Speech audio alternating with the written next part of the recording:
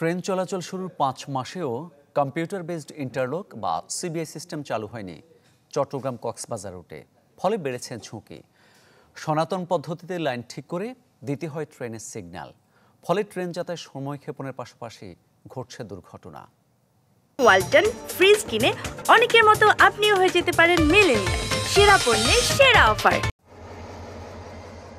Rail line চালুর মাত্র ৫ মাসের মাথায় দুর্ঘটনা চট্টগ্রাম কক্সবাজার রুটে। তাতে গত ২৪ এপ্রিল ইঞ্জিন ও বগি লাইনচ্যুত হয় ঈদ স্পেশাল ট্রেনের। ২৬ এপ্রিল ভুল সিগন্যালের কারণে একই লাইনে মুখোমুখি হয়ে পড়ে দুটি ট্রেন, যদিও ভাগ্যক্রমে রক্ষা পায় ট্রেন দুটি। গত কয়েকদিনে এমন বেশ কিছু ঘটনা ঘটেছে এই রুটে। সংশ্লিষ্টরা বলছেন, রুটটিতে কম্পিউটার বেসড ইন্টারলক বা সিবিআই সিস্টেম চালু না হওয়ায় ঝুঁকি নিয়ে চলছে ট্রেন। কারণ বর্তমানে পয়েন্টসম্যান পয়েন্ট ঠিক করে লক করার পর স্টেশন মাস্টারকে জানান। তিনি কাগজের সিগন্যাল পাঠান দাঁড়িয়ে থাকা ট্রেন চালকের কাছে, তখনই চলে ট্রেন। সনাতন এই পদ্ধতির কারণে সময় ক্ষেপণের পাশাপাশি পয়েন্টসম্যান বা স্টেশন মাস্টারের একটু ভুলেই ঘটে যায় দুর্ঘটনা। অথচ সিবিআই সিস্টেম চালু থাকলে এভাবে দুর্ঘটনার সুযোগ কম। তার সাথে আছে জনবল সংকট। এই সিস্টেমটা যদি ফাংশনিং থাকে এবং এর সাথে আমাদের লোকজন যেভাবে ট্রেন্ড যদি ঠিকভাবে অপারেট করে, তাহলে সেক্ষেত্রে দুর্ঘটনার রেট একদম শূন্য।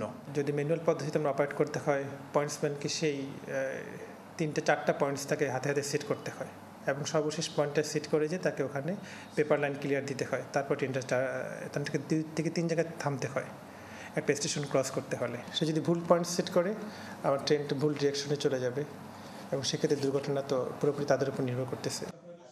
প্রকল্প সংশ্লিষ্টরা জানান, সাতকানিয়া, লোহাগাড়া, চকরিয়া, হারবাং স্টেশনের কিছু কাজ বাকি থাকায় সিবিআই সিস্টেম পুরোপুরি সক্রিয় করা যায়নি।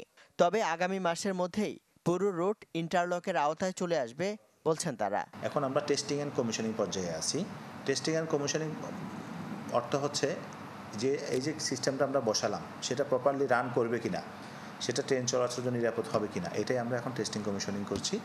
আমরা আশা করছি মে মাস নাগাদ আমরা আমাদের সিগন্যালিং টেস্টিং কমিশনিং শেষ করে ট্রেন চলাচলের জন্য ছেড়ে দিতে পারবো।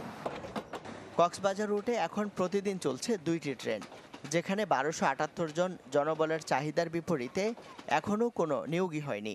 ৯ স্টেশন সহ ১৪৭ কিলোমিটার দীর্ঘ এই রুটে ট্রেন চলছে ধার করা জনবল দিয়ে।